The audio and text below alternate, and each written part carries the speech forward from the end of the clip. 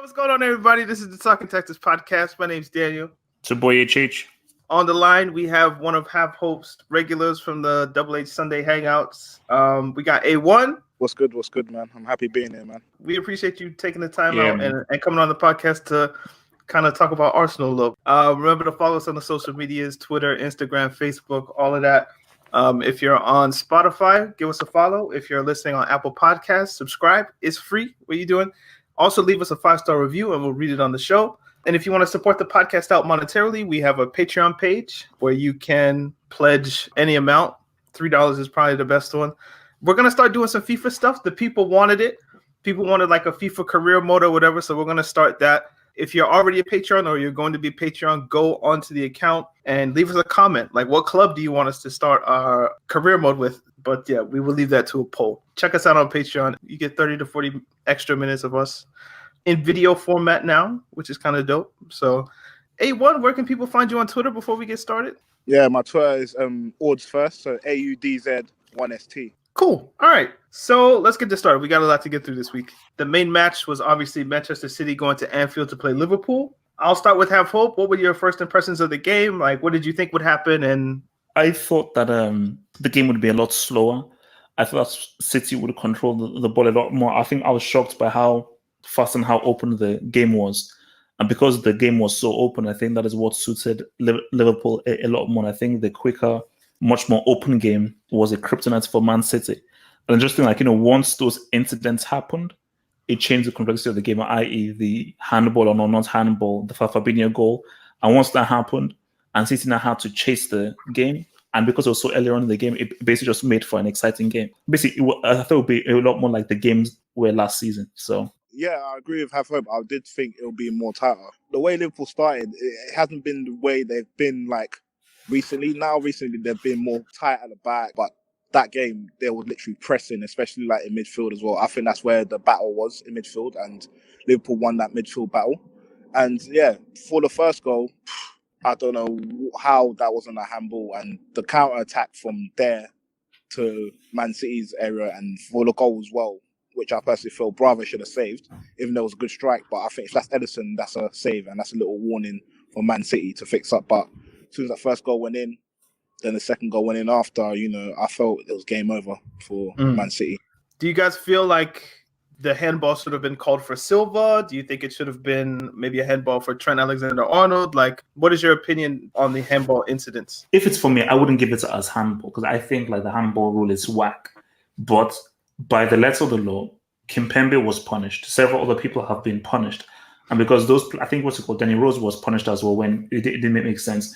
So if you're going to punish all of these guys, you have to keep that consistency. So I think it was the second Trent Alexander one in the second half where it didn't hit Silva's hand before. You have to give it. If you're going to give you the ones, you have to give it. I wouldn't give it, but you have to give at least one of those. Aren't there different rules for what handball means in the Champions League versus what it means in the Premier League? So when the ball hit Silva's hand, it was kicked into his hand by Lovren, essentially. So is that intentional? Not really. But Trent Alexander-Arnold's hand isn't in a natural position. Therefore, that would signal to me that the first handball incident would be accidental, so you'd let it go. But the second instance where it hits the Liverpool defender, his hand's in an unnatural position, so you go to VAR and you rule it a penalty. For me, that's how I would see it. Yeah. But I think if that was in the Champions League, the fact that it hits Silva's arm at all, it's a free kick for Liverpool. With the whole handball stuff, it's the whole inconsistency that which annoys me about it. Yesterday with Trent's handball, I'm pretty sure in another game that's a penalty. But whereas this game, I don't know why it wasn't a penalty. And even the second handball as well, in another game that'll be a penalty as well. So it's just the whole inconsistency with the whole handball stuff. It annoys me. It's just like 1 minute it's handball, the next minute it's not handball. And it's just like, where do we draw the line? Like, yeah, I've always thought it's a necessary evil, especially like I remember last year you asked should the Premier League do VAR last season after we saw it in the World Cup, and I was like, yeah, just do it as it's going to happen eventually. So start now. That way you get rid of the teething problems and the growing pains. But I thought you were still a bit skeptical on it. So what is your opinion now that you've seen it in action for the past few months? Confusion. Basically, first of all, why does the Premier League use VAR differently from every other league? Already, that just throws me off. It's like, okay, like I thought you're the referee of the game. No, you were chosen as the main referee of the game. There are not two referees. There's one referee, which means that the final decision comes from you. How are you taking a viewpoint of another referee when he's not refereeing the game? It's you that refereeing the game. You're the main official, so that means that you have to look at the TV screen, view it, and then take the decision from what you have seen with your own two eyes, not what your colleague has seen. That's your colleague, and you may make a different decision from your colleague. Look like Mike Dean. Mike Dean makes very different decisions from most other referees, and I think that's what people have said. VAR itself isn't the issue; it is how it's been used and the execution of the people who have this VAR. It's just a machine. But if you're using this machine and you can't rule that as whether it's handball or not handball, then it doesn't make any sense. And I just think if we want to relate it to what we're talking about, that's a handball. You look at VAR and then you now make the decision. Like we've seen that time and time again, because it's like, wait a minute, like that's I've seen that story play out many times this season already, where it hits the hand. I don't think it's handball. You saw it in slow motion, and when you view it, you're like, yeah, man, it's according to the rule that we've been given for this new season, it's the handball. Was there even a VAR review? Was there even a check? So I think it was, yeah. Oh, there was a check. Yeah, for the Trent one, I think there was, yeah. When I hear people talk about VAR, they say the English league is kind of trash, but the league that's best is, in terms of like domestic leagues, is Serie A, because they've had it for longer than just the start of this season. They've been doing it for one season and this season. To me, it would stand to reason that maybe next year, 2 years from now, the process will be a lot smoother. And right now, it's just, these are basically rookie referees with technology that they've never had before, making decisions too slow, not knowing when to use it, how to use it. Like, the interesting thing is, in other leagues, the referee who's refereeing the match goes to the monitor and makes the decision for himself. In England, I feel like they were arrogant in some way and were like, nah, we're going to do it better and different. We're going to have an official that makes the call from the booth. That way the referee doesn't have to come to the sideline and look at a monitor and slow the game down in that way. But I think that makes it more confusing. Like, it makes more sense that the referee of the game goes to the monitor and looks at it for himself and makes the decision for himself. Basically, the VAR it's video assisted refereeing, right? So if that guy's an assistant, he should be telling you might want to look at this, not this is the final decision. Does that make sense? Yeah, that's it. So it should be like, yo, if Mike Dean's the VAR one, he's an assistant referee. So he tells Michael Oliver, dude, you might want to go look at this. And then Michael Oliver then goes and looks because he's the official referee. Right now, it's like Mike Dean is looking at it and he makes the official decision. It's like, nah, like the guy who's actually in charge should be the one. And for people in the stadium, I think it would be a lot smoother if the referee actually took his ass to the sideline and went to look at the monitor. That way people in the stands could be like, something's happening. Instead of him just sitting there with his finger on his ear, just telling players to calm down. Like, it's stupid. Basically, by the Premier League trying to say that we're trying to rush things and make it quicker, it's actually a lot slower because you're waiting for ages while guys are deliberating. Whereas in the way they do it in Syria, unless you're flipping slow, you jog over to the sideline and you look at the TV thing, and it only takes you about 3, 4, unless it's something that is really, really like difficult, maybe 5 or 6, but normally it takes maybe 3 or 4 looks. Boom, you make the decision. You do like that whole TV screen thing, raise your hand up, or you point to the kickoff circle or the penalty spot. Boom. Also, I think it's easier as an individual to overturn yourself than it is to have someone else tell you you're wrong, like just as a system. Because I feel like if I was wrong and I went to the monitor and I was like, oh, I got that one wrong, I will correct myself rather than have somebody who's in the referee union and they're looking out for my best interest and they have my back, as it were. Maybe they wouldn't tell me I'm wrong out of professional respect or something like that. So I feel like that's backwards. But anyway, we could talk about this for a whole show, I'm sure. But what did you feel about maybe City's position after the game? They eventually lose. We saw Pep on the sideline where he was yelling at the fourth official. We're like, we got robbed twice, basically. Twice. So, like, do you think this is going to see if there wasn't an international break right now? I think maybe this could have ramifications. It could, but at the same time, after this international break, I think the next one's in March, I think. And there's a lot of games coming up, especially around the Christmas period. And Liverpool, they played the Club World Cup. Imagine they win the semi-finals, they win the final, whatever. So that's a lot more games for them. And the thing that concerns me with Liverpool squad is their squad depth. If they get injuries to like a few people like Salah, he had to come off injured yesterday as well. Mane, he got rested as well. So it's just like, I don't think their squad depth is strong enough to like maintain. And whereas City, apart from the defence, which they seem to be coping quite well as well, because I think Fernandinho, he's been doing a good job at centre back.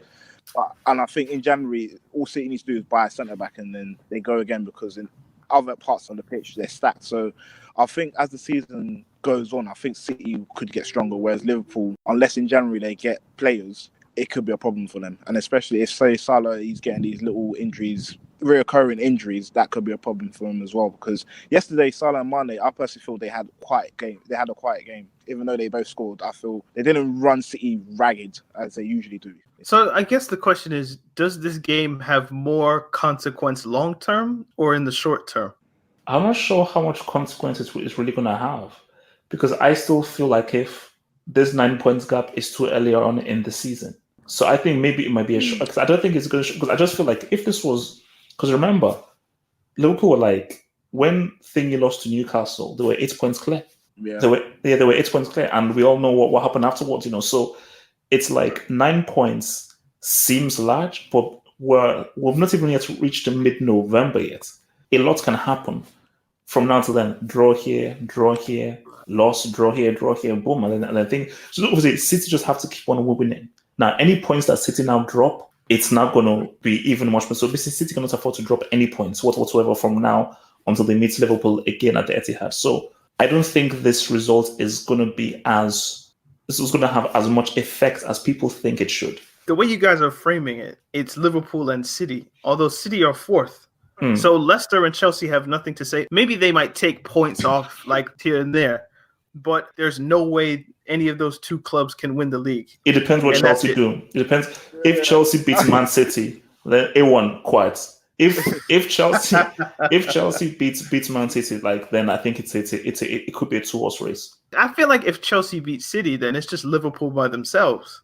Oh, because you don't think Chelsea can outlast Liverpool? No, man, no, it's not happening. Bruh, have you seen who they start? Reece James, Mason Mount, Tammy Abraham. You feel like these youths are gonna like win a league? Monaco did it, man. Since when do you respect League 1? Uber Eats. I'm not. Look, man. It is what it is, man. No. Look. Things are not going to be as simple as we think they are. Like, I think everyone is thinking very two-dimensionally.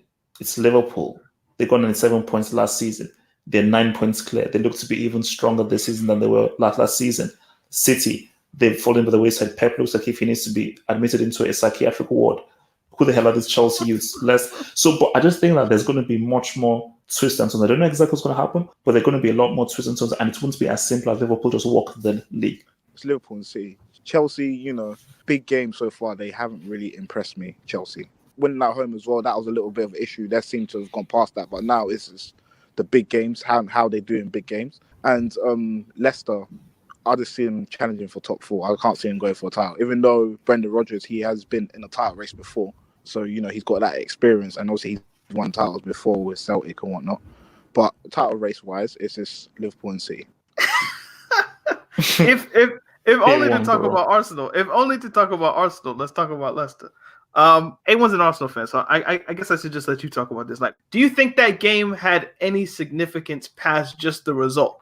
In terms of, do you think that was kind of like, I don't want to say a changing of the guard in that way, but Leicester are now here. Is it a top 7 kind of deal? And where do Arsenal rank in this? Like, where do they fit? You could say so, because Leicester won the league a few years ago. The way they're playing, Brendan Rodgers, he's a good coach as well, and he's getting the best out of players as well. Is it Vardy? Since he came in, Vardy scored like 19 goals under Brendan Rodgers, which is like crazy considering like how he's getting old. It seems like he seems to get better. And also you've got the young players like Maddison, Tielemans and Chilwell and Pereira. So like they've put a stamp on like top four. I personally feel they're gonna come top four this season. I just find it crazy how Leicester won the league a few years ago, and they've managed to rebuild the squad and like completely. The only two players that from the starting 11 that were in the title winning starting 11 is Vardy and Schmeichel. Apart from that, everyone else, it's been changed, and they're managing to challenge for top four, which I think is something Leicester expected, especially after winning the title. Under Ranieri, the second season, it didn't go well and they sacked him. But right now, I think top four, they're coming top four, considering how Man United are playing, Arsenal playing, Tottenham, they're not looking like a top four team. And I think Leicester are just going to take that spot.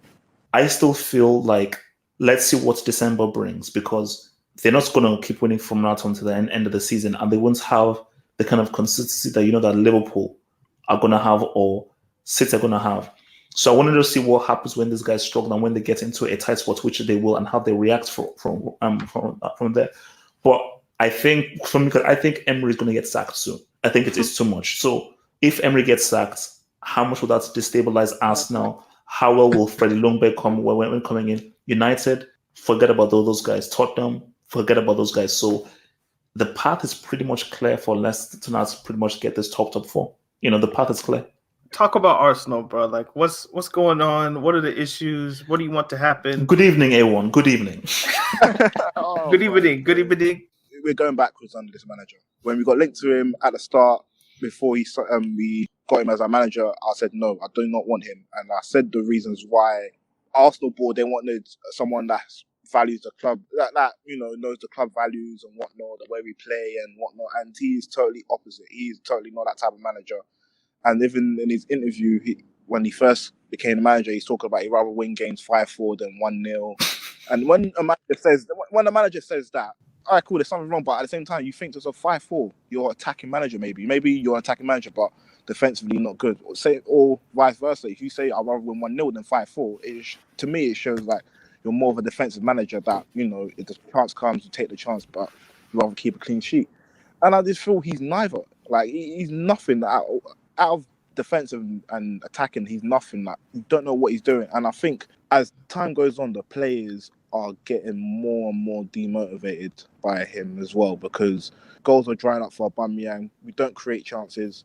Defensively, we're all over the place. Like, whether he plays back 4, back 5, back 6, whatever, defensively, we will still concede shots and chances as well. Attacking wise, Pepe, I feel sorry for him, man, because Pepe, he's not going to do well under this manager. He's still paying Kolasinac over Tierney, and it has me thinking, why did we sign Tierney? Torreira, there's been reports Torreira might be leaving in January because he's not happy with his position.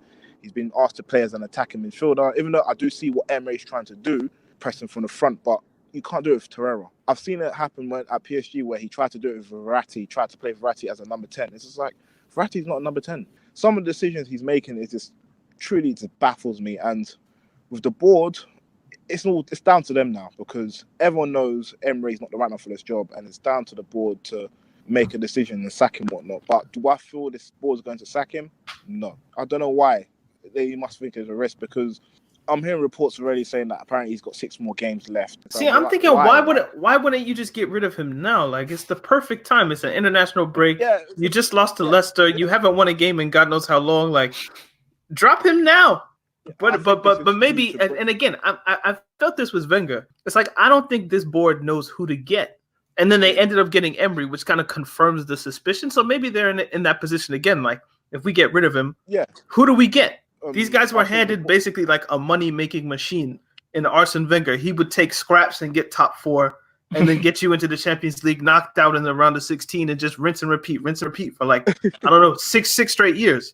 Then Wenger starts kind of, he's not getting top 4 anymore. Maybe we do need to make a change. But they've never had to do that. They bought money, and now they don't know how to maintain it. Because Wenger was actually like Juju, essentially, getting top 4 with Shamak and those kind of guys. Like, I don't know. But we can't come out and say top 4 is a trophy. And I think Wenger... But I think Wenger planted the seeds of what is happening to Arsenal, because I think they went from Invincibles, a winning team, challenging for the title, trying to do this young youth project.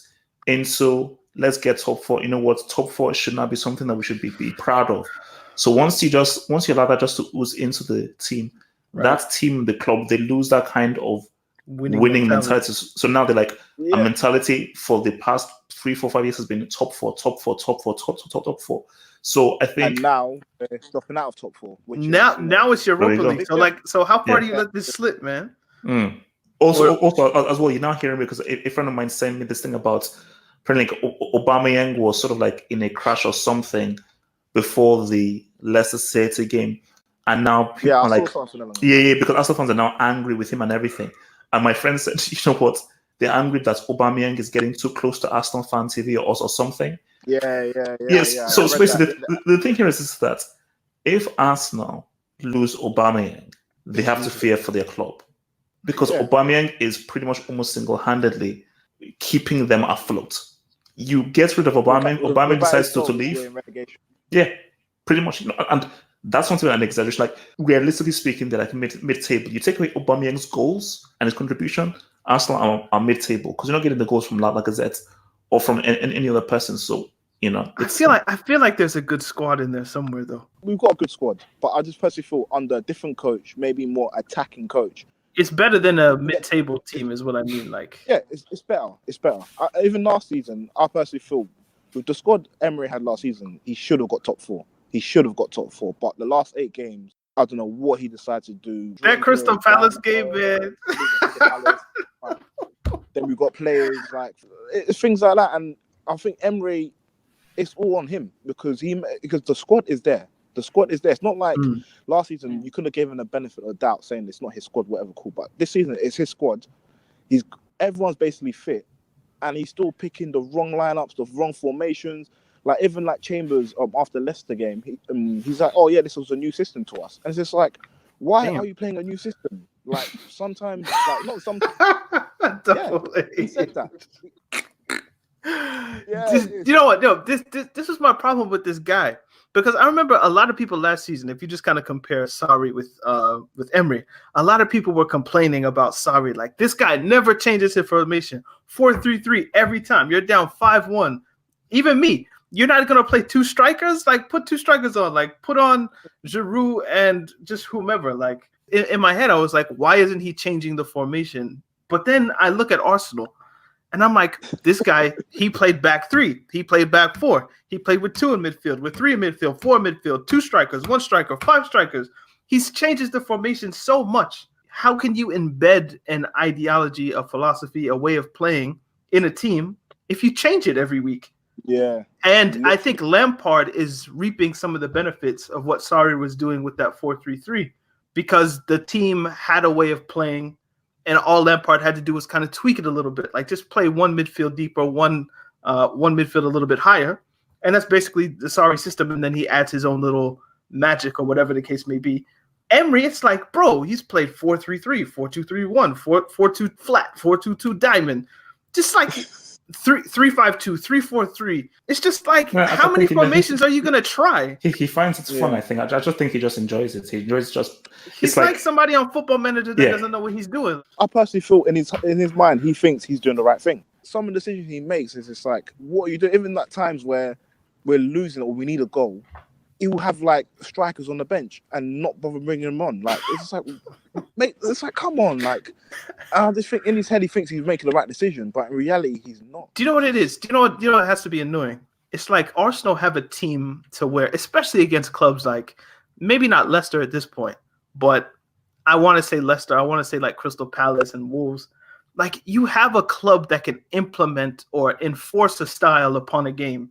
If you wanted to, like you have the quality of players that we can dictate how this match goes. But it feels like he looks at the team and is like, okay, let me create a plan for this team. And I feel like that's backwards for a club of Arsenal's level. A Crystal Palace should look, okay, this is what Arsenal's like, and we have to now create a game plan to play against them. And they do that to an extent. But it shouldn't be Arsenal. What is Crystal Palace good or bad at? Yeah. Let's tailor a schematic to Crystal Palace, and then the next week, let's tailor something to Leicester. Arsenal should be Arsenal. You should have created that from the day you walked in, and maybe you can tweak it here and there. If you're playing City, if you're playing Liverpool, okay, maybe we play a little bit more on the counterattack. But generally speaking, you should have a style of play a season and a half in, but he doesn't. Exactly that. That's why, like, for example, like me, with the whole Wenger stuff. That's why I wanted him gone, because yes, he had his style, but he would never change it, especially against the big teams. He will always try to go toe-to-toe with City, then we'll lose or whatnot. Whereas, I thought, let's get a manager who's got the balance where you've got your style, you've got your philosophy, you play the way you play, whatnot. But obviously, when you come against certain teams who might give you problems, you change it up, but you still got your style. But Emery, he always looks at other teams as if that they're a hard team. Like, yeah, it's true. He looks like. He tries to find the flaws in like a Norwich. Just like, what are you doing? Yeah, literally. Like, and this is he's why got too much. Like, what's the team in Europa League?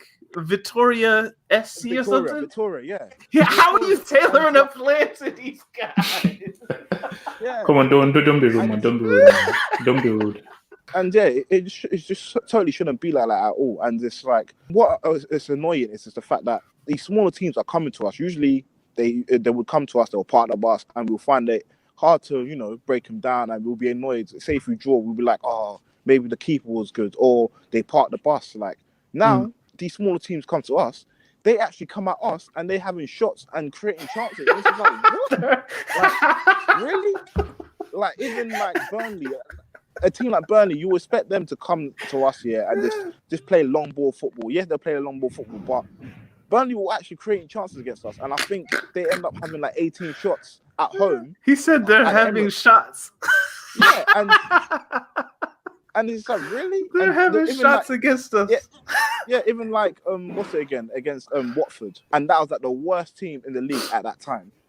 And we were winning 2-0. Then second half, it just totally flipped. And Watford looked like they were the Man City and we were like the Watford. And it shouldn't be like that. It should not be like that at all. And it's all down to Emery. And I feel if you get a different manager in who knows, these players are good, plays to their strengths, we will be blowing teams away. That's me personally. And I'm pretty sure loads of Arsenal fans and even fans in general know that we were able to do this. But under this manager, it's not happening. So obviously my stance on him, I want him gone. I didn't want him at the club anyway, but I just want him gone. If he goes, we'll be better. Who would you take in? We might say the board don't know who to hire, right? But as a fan, as a supporter, somebody who I'm assuming puts money into the club, goes to matches, etc., who would you like to see? Right now, we're in a bit of a tight situation because there's a lack of managers.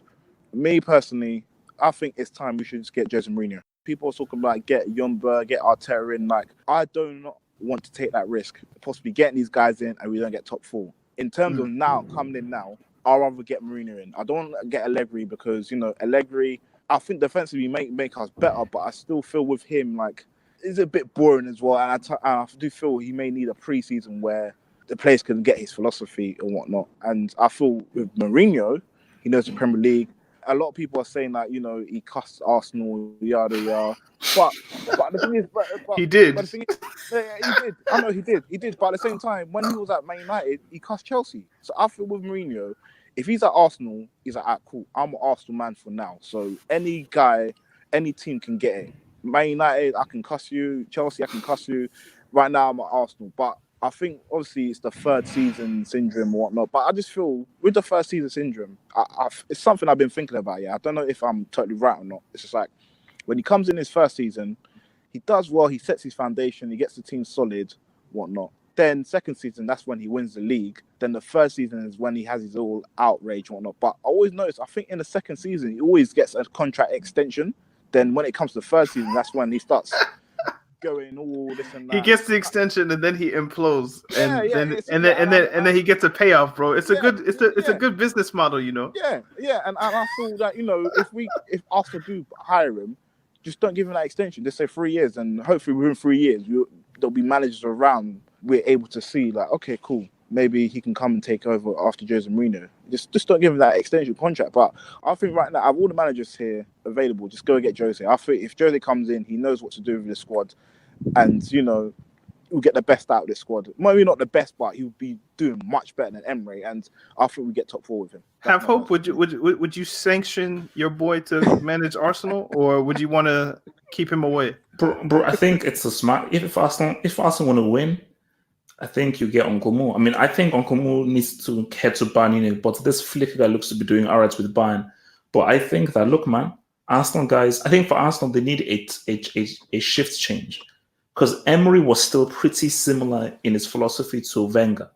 Like the difference between Wenger and Emery is that Emery just brings a lot more tactics and a lot more change, but they're both very attacking and are both very offensive managers. They're not very pragmatic and they don't really preach the defense. So maybe Emery. No. I don't think Emery attacking, man. Emery and attacking don't go together. So you'd call him what? A defensive manager, a pragmatist, a tactician? He's a nothing manager. He's a nothing manager. He is, because it's true. It's true because he's too safe for me. He's too safe. Nothing too safe. He tries to keep a clean sheet, but it doesn't work out for him. Like it'll be games where I think against Wolves, I'm pretty sure in his head he was happy with that 1-1 draw at home. And obviously you're at home. You want to win games at home. That's when like you're expected to win games. I think with him, he will set up teams just not to lose. That's it. Maybe not to. It's not setting up to teams to win, but he would set up a team not to lose, and a 1-1 draw will be okay with him. That's the type of manager he is. He's a mid-table manager. He's not a defensive manager. He's not an attacking manager. He's just mid-table nothing manager. Whoever is backing him, if you're listening to Emery, that's just my personal opinion on you. There's no offense, I just think that's how you are, man. That's it. All right. Okay, so there were 3 other big matches that happened in the week. Let's go to Bundesliga. Why not?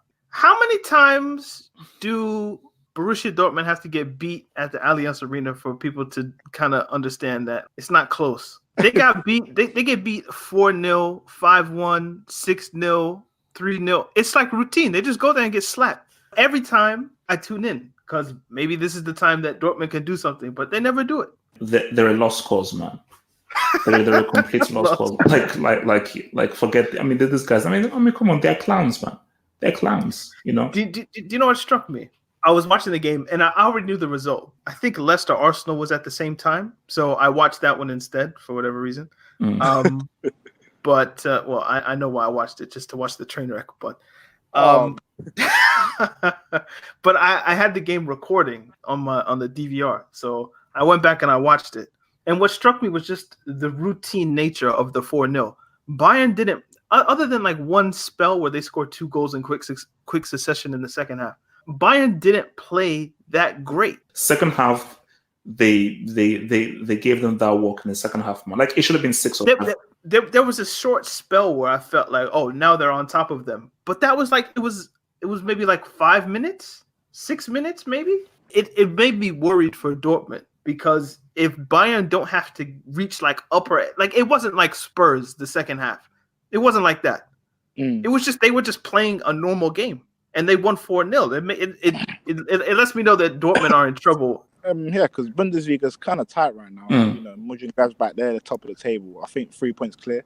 But with the whole Dortmund and Bayern, I think it's more exciting when Bayern go away to Dortmund. That's when that's when I mainly tune in because Dortmund at home, they're mainly ramped up and whatnot, and they both give each other like a good game because it's mostly end to end. But when it's at the Allianz are, that's a stadium where it's kind of hard to win there, even though Liverpool won there quite easily. But unless you're Chelsea, obviously.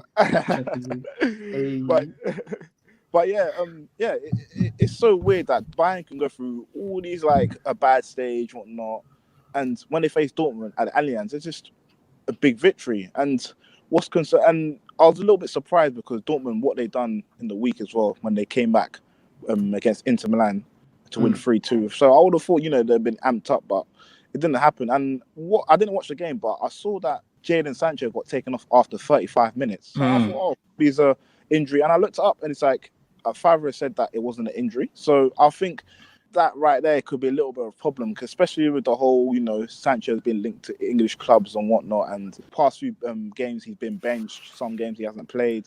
But I'm pretty sure, like, he's one of your best players and creative players as well. You should keep him on. That's my personal opinion. Yeah, no. I mean, I just thought it was a tactical thing. I didn't think it was anything deep. I just thought it was much more of a tactical thing, I think. Did you watch Marseille-Lyon? Nope. It was on at the same time Juve Milan. What is going on with football fixtures, yo? Why do they have all these matches? Champions League? Can't we like come to some agreement that like don't put good matches on at the same time? It's wild, bro. It's wild.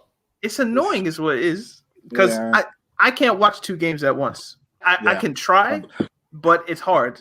My attention span is not that great.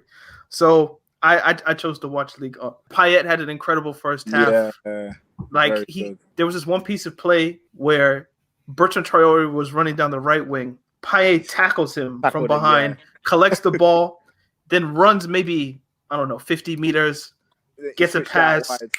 Yeah, and he scored a goal. It was like an incredible passage of play. And then Marseille got a red card. I don't think Lyon didn't create any chance. They lost 2-1. Traore had an amazing pass to Dembele for an assist. But after the red card, nothing happened, which was kind of disappointing from a Lyon point of view. But Memphis didn't play. I feel like if Memphis played, Lyon might have got like a 3-2 or 2-2 at least. But the league on table's pretty tight, other than PSG. But I feel like we say this every week. But if you take out PSG from Ligue 1, it's quite competitive. But you can't, though. They're still in it. That's so the problem. You can't just take them out. The league table has a minute. So they have an 8-point lead, and Liverpool have the same. So take that for what you will. Like it's the same gap in the Premier League that it is in Ligue 1. So, but the thing is, how's it going to end? Because we saw Liverpool last year, 8-point gap, then City came back. That's true. But anyway, I just wanted to shout out Ligue 1. Like Ligue 1, I feel like you should watch it more. Do you speak French, A1? No, I don't, sadly, man. Sadly. Anyway, so Juve Milan. Again, I didn't watch it. I just watched the Dybala goal before we started the podcast, but I'll hope you watched the game. So the big takeaway from what I heard was Sarri took off Ronaldo, and they won again. So he did it in the Champions League, and Douglas Costa scored with Ronaldo off the pitch. And then he took him off in this game, and Dybala scored. So he'll pop up with a few goals here and then everything. Dude is on the decline, man. And I think dude is just showing guys that, look, man, bro, get this dude the hell out of here, man. FG's like in a state of mourning. FG, for those who don't know, is like a crazy Cristiano fan. I think he said, I don't want to watch football again until April, because they had like the Cristiano, can't really call them highlights. They're like low lights. And there's like music with like a bad recorder playing. Yeah, and Cristiano had one of those games. FG's tweet, he told Cristiano to retire. He's messing up his legacy, something. Yeah. He said retire. He said retire, please. Ronaldo fans are starting to turn on him, which is kind of sad. But you know how the story always goes, like this guy may just drop like a hat trick in one Champions League game and be like, you know what, I'm back. I'm still here. So are there any words to say about Milan and their performance, or less said the better? No, Milan were actually very good, but it's one of those things of where there's just an air of inevitability. No matter how well Milan played, you always knew that even they didn't believe that they could beat Juventus. And I think there's an inferiority complex in the Serie that no matter how well these teams play, they just don't feel they can beat Juventus. And it's just a matter of time until Juve just get that one goal and just go away with the 1-0 win. And that's the story of the Serie for the past 8 years. Before we get to questions, like anything that's on your mind, Double H or A1? Maybe we want to talk about Shakhtar. I don't know if you saw the Shakhtar players react to the racist chants. Oh man, more racism, man. Look, A1. I don't mean to be rude or anything. Look, but I mean, we're all black here mostly. I'm tired of this racism crap, man. Okay, I'm tired of this racism crap. I just brought it up just in case you guys may. Why did you say mostly, Double H? Because you're mixed race, man. So, yeah, look, man. I'm tired, man. I'm tired. Let them throw all these bananas, sheepskins. I'm tired. No, because you know what it is that basically by me talking about this and getting angry, it's like how people get angry whenever hashtag Oscars so white and all this kind of stuff. It's insulting to me that I should now go out and be like, oh, this is so bad, this is so evil, where this can easily be stopped. And I'll say it again, and I sound like a broken record. You cannot solve racism in life. That is just a disease of humanity that we'll have to live with. You can solve racism in stadiums. And because UEFA is run by racist people who don't care, they don't give a damn, so therefore this stuff will still be happening.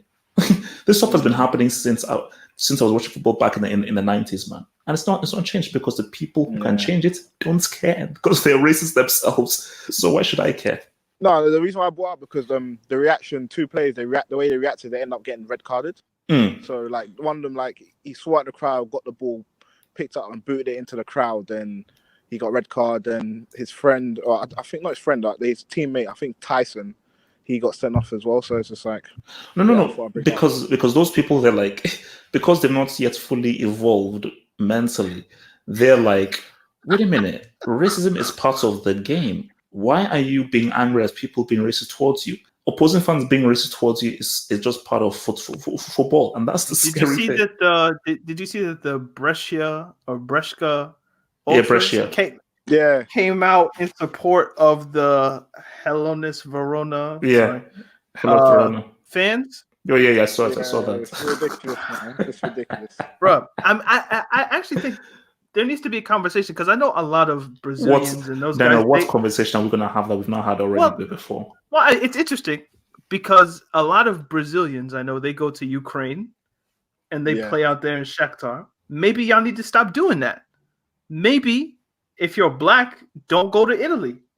Like, you could boycott the country. Like, if an agent comes to you and is like, yo, we have a contract, you could play in Lazio or Napoli or someplace, or you could go to Anderlecht.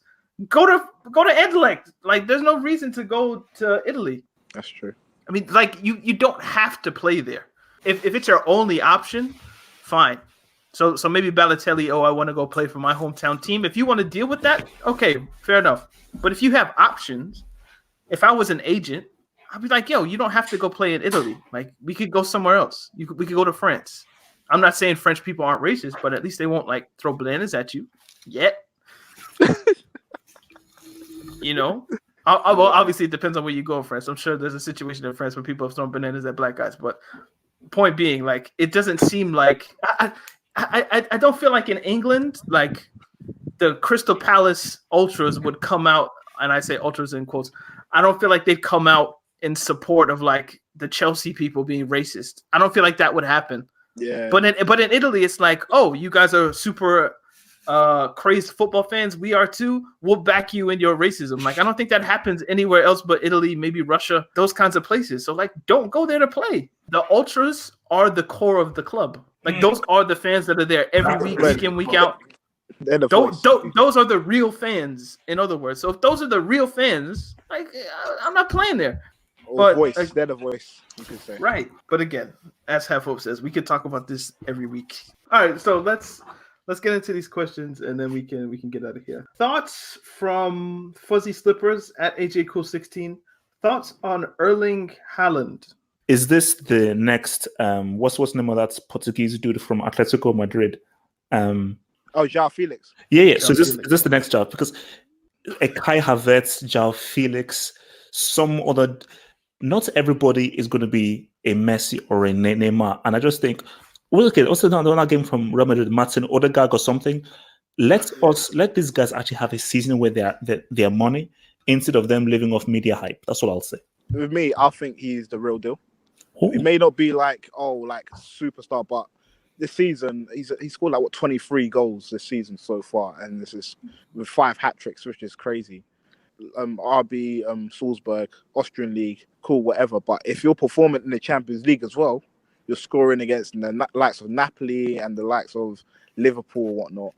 I personally feel like he's the real deal. Okay, this is from Ambrose Jeremy. Shout out. Dele Alli or James Maddison, a better signing for Manchester United, and why? Carl responded, neither. Manchester United need a DM and a right winger first. The United aren't signing any of them. And if they were to, easily James Maddison, Dele Alli the guy's done. And he was never that good anyway, so.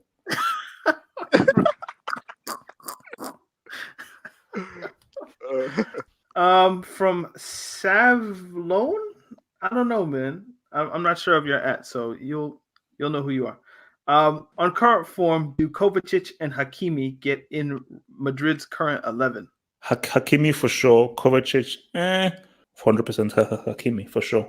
From at Black Emoji, if Brendan Rodgers is so good, what was he doing hiding in Scotland for so long? Trying to recover from bottling the league in 2014. That's what I was thinking. Like he needed a good place to rebuild his reputation and get back in. It's never gonna happen. There's no way they could do it. But if they do, if Liverpool pulls off an invincible season, does Arsenal Football Club from Football Bands 4 A, go into liquidation or administration? B, retire the club name and only be referred to by the proper PES name, North London. C, sue Arsenal Fan TV for turning the club into a mockery, e.g., AFTV and Chill, where rival fans proceed to get high off the misery, anxiety, and meltdowns of Arsenal fans week in, week out. Or D, all of the above. I feel like B would be interesting if they just, we're not Arsenal anymore. We're North London. Yeah. London Red or whatever they are. Do I have to answer? I mean, nah, it's obviously a joke, but do you think that they can? Do you think Liverpool can go invincible? No, I don't think so. Me neither. I don't think so. They can. It's not happening, man. No, that's what I said. So look, insult Wenger all he wants, man. That's a feat, man. Invincible, that's a feat. He's a legend for that. He's a legend. 100%. This is from Packed Mouse. Thoughts on the legend KSI crushing that twat Logan Paul? No, it's not football related, but after yesterday's events, I'd rather not talk football. He's a City fan. I watched it through. I listened to other people watch it in like a Google Hangout. It seemed like it was trash. I think he's beat him twice now or something like that. And apparently, the guys asked for a rematch again. It's like, you've only been beat twice by him. Like, what's the point of a third one? But hey, he won the match. You know, they both made their big money, whatnot. You know, I wouldn't say both the W's for them. You know, it's a W for KSI, and he's done his thing. I don't have any opinions really. None. KSI is like a FIFA YouTuber, right? Yeah. He got big off FIFA. Yeah. Anyway, he's the reason why people think Emery is a bad striker. KSI fans, the young fans, they think, you know, if he's bringing this guy up a lot, he must be crap. But yeah, that's why people think, you know, this guy is a crap striker. But hey, it's what it is. And last question that we have here from LFC Jack 1995. Just got this one in. Are Man City the luckiest and most overrated team to win the Premier League? We all see that Liverpool are by far the superior team and that we live rent-free in their heads and deserve to win the league more last season. Seems like propaganda there, Jack. Yeah. He needs to chill, man. He needs to chill. Like, there's a reason why, even though last season Liverpool only lost once, but City overall were a better team. They won the league 2 times in a row. You know, it's kind of hard, you know, to retain it nowadays in the Premiership, in my opinion. So yeah, you can't say that about City, man. Maybe this year you may be better. I personally feel Liverpool are better because City don't have a competent centre-back right now. Laporte is injured, and obviously the person besides him, Austin Mendy, who's he's all over the place. John Stones, he hasn't kicked on, and I feel he ain't going to kick on. And Fernandinho, as well as good he's playing right now, I think he's 34, 33, and he's a 5'9" centre-back. And yeah, and he's not a natural centre-back, even though he's doing a good job there at the moment, but it's not going to last for long, innit? So it's okay to bring up Fernandinho's a 5'9" center back, but whenever I bring up Kepa's 6 foot, y'all laugh at me. Okay, I see how it is. No. It's just the way you bring up all the time. So it's like whenever like a screamer goes in, whenever there's a screamer, I just wait for those tweets. Like, yep, this is why Kevin should have been the keeper. He'd have been better off as a midfielder, I'm telling you. But anyway, just one last thing. I listened to a part of your hangout yesterday, Double H, and it was about the best free kick takers. How come nobody mentioned Drogba? Drogba? What? The knuckleball technique? He was one of the best at that. No. Best technique was Juninho. Juninho was the best technique. Like, his technique was insane. Yeah, Juninho. I definitely agree with that. Juninho. You remember the goal that Drogba scored against Arsenal from the free kick? You remember that one? Okay. You remember that one? And then the one against Portsmouth in the FA Cup final.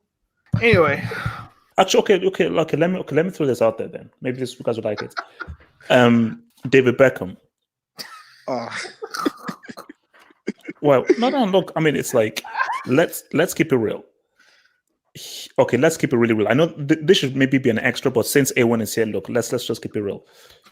White, blonde, had the right face. Japanese women were obsessed with him based on how the Japanese have their minds have been warped by Caucasianness and all that kind of stuff. He was a cross merchant, free kick merchant, average at football, he is officially the most overrated football player of all time. I wouldn't say average. Okay. Ewan, let me ask you, who is more overrated than David Beckham? Please tell me. There isn't a name. I don't see Beckham as being overrated. What do people say about Beckham where you say he's overrated? People constantly put him in as a legend, one of the greats in the game, and they try 100%. Legend. I have heard the word legend used, and I've heard people. Maybe Man United legend. Maybe David Beckham is a legend, guys. Legend of what? Maybe Man United legend and maybe England legend because of those. He's a legend in football. He's a legend in football, not necessarily because of what he did, but because of who he was. Nah, I don't like. No. That's crap. Nah. It's real. No, it's not. No. You might not feel he's a legitimate legend, but I feel like 50 years from now, people are still going to know the name David Beckham because maybe it's because of what he did off the pitch. Maybe it's because of how he looked. But the fact of the matter is, he was legendary. No. And let's not take it away from him. He is one of the best dead ball specialists ever. Yeah. So he does have that. And there's a fucking film named after him. So okay. I still don't understand what your point is. Yeah, no, it is. I think legend like Man United, maybe Man United legend and England legend because of the whole. If you're a Manchester United legend and an England legend, you're probably a legend in football. No, why? What do you mean? Like that's the biggest club in England and one of the more important countries in the world. If you're a legend for those two entities, how are you not a football legend? Oh, Daniel, come on, nah. I mean, give me a break. So, you're just saying, give me a break. Give me refutable evidence. Okay, let me refute. Who says England are one of the most important countries in the world? The same country going through. They invented the game. What do you mean? Actually, no. China invented the game. Actually, they were kicking severed heads up and down. There's a painting. So it was actually China. And so first, honestly, England. This same country. They were playing football with skull. No, severed heads in China before England. So because you're a Man United legend, how does that make you a legend in the game? United right now, look at where they are right now. There are many people who may be Rooney. Rooney, you could argue, is an England and a United legend. He's the highest scorer for England. Legend, bro. No, he's not. Rooney is not a football legend. He's a legend. So, okay. Who is the worst football legend? Who's what? Who's the worst football legend? How do you mean though? Like okay, so you have like Zidane, Ronaldo, Pele, Maradona. Those are like your horsemen. Beckenbauer as well. You have those that's the top. Yeah. Of like the legendary pyramid. Who's at the base of the legendary pyramid? No, there's no not at the base. If you're a legend, you're a big time guy. You're allowed into the VIP club. So that's how I roll. Like no, because you have 5 legends separated above others. So you have horsemen, but you can't say those are the only legends in football ever. So then even by your ranking system, there must be a hierarchy of horsemen, and then we go into another tier below that and another tier below that. It's horsemen, legends. That's it. So then it's Beckham. Not great. I thought great was part of it. So there's like 2 floors, and either you're on the horseman floor or the legend floor below. Yeah, that's the rest. I don't give a crap. You're either a legend or you're a horseman. The rest. So what's Ronaldinho? Because I remember you said legend or something else. Oh, he's a legend. Okay. Yeah, basically he's on the cusp of being a horse. He was on the cusp, but I can't give it to him. But he's a legend, 100%. See, like I feel like the fact that he's almost a horseman means that there are levels within legend. Then. No. It's like. You see what I'm saying? Like, if he's almost a horseman, then that means he's like a little bit. You know how you go tier 2, upper tier 2? He must be upper tier legend, and then there's a lower one below levels. Okay, but there are 3 levels. There are the horsemen. Listen to this dude. Legends who are almost horsemen and just legends. How about that?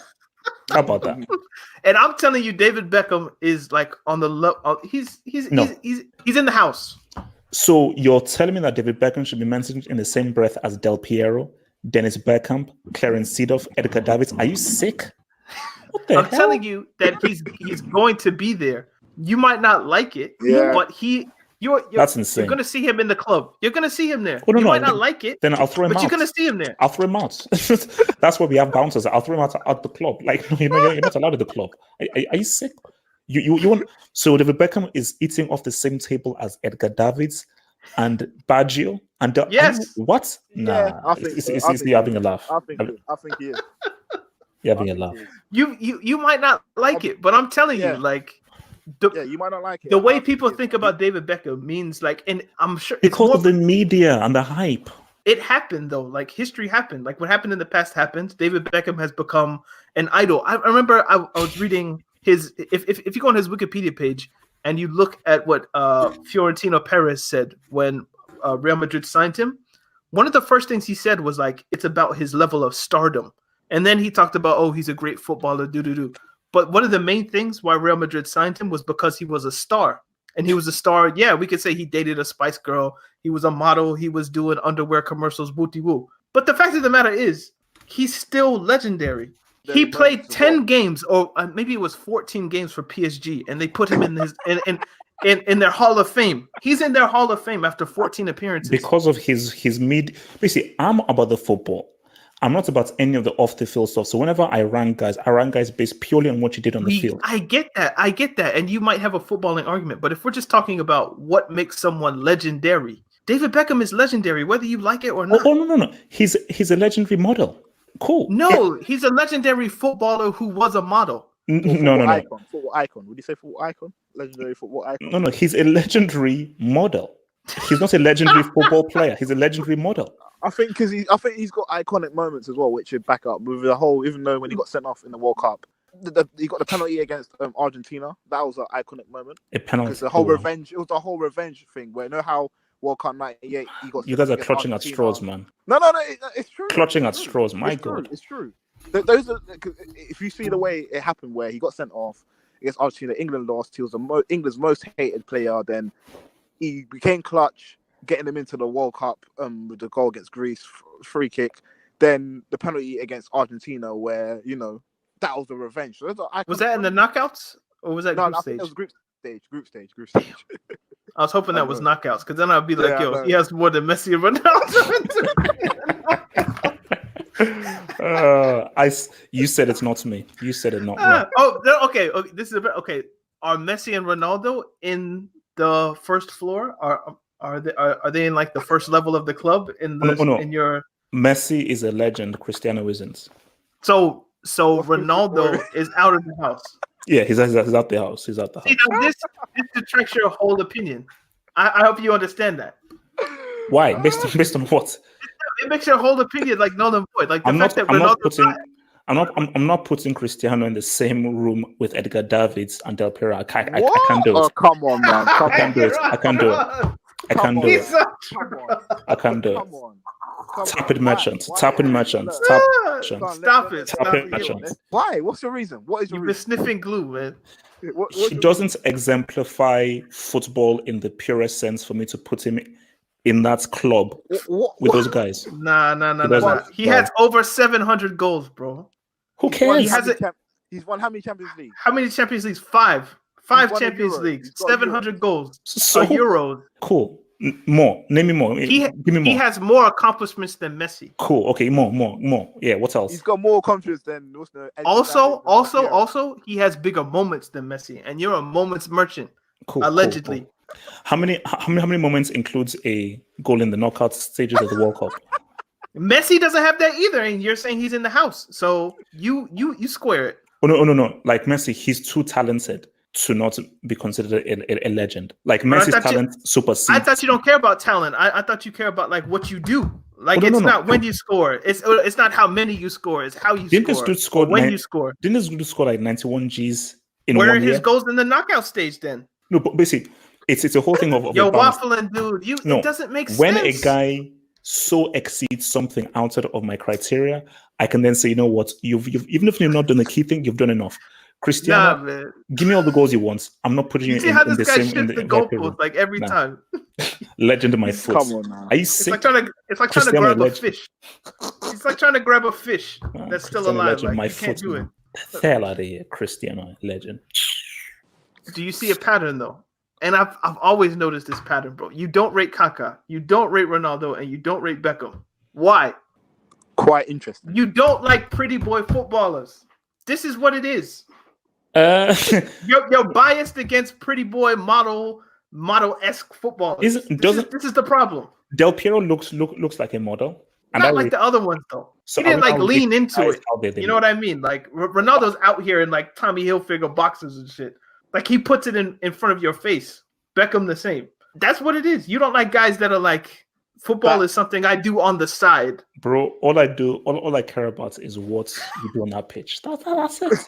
All I care about is what you do on that pitch. And these guys are quality. They've done well. They're not allowed in the club. Sorry. They're not allowed in the club. Stand outside. Anyway, this has been Talking Tactics. There's a little debate. Next week, do you want to talk about maybe doping? Do you want to do that conversation? Oh, okay. Like our international break debate thing. Yeah, man. Let's do some doping. Yeah, I'm gonna have to do some research. So yeah, this has been Talking Tactics. Remember to follow us on the social medias. A1, thank you for hanging out with us. Call us, man. Thanks. I appreciate it, man. Where can people find you? Find me on Twitter, Ords First, AUDZ1ST, entertainment and whatnot. I talk about Arsenal, whatever black Twitter stuff. Black Twitter, man.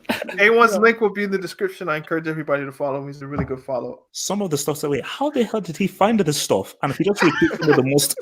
It's it's a curation of like black tweets from England, from America. I'm assuming Africa. It's just like if you want like the best of black Twitter, like, has somehow found it. Yeah, he's good because it's always like how because it's a mixture of comedy, quite weird, quite entertaining, and just quite effed up. So it's like it's a nice mix. So yeah, this has been Talking Texas Podcast again. We thank you for listening. Remember to subscribe.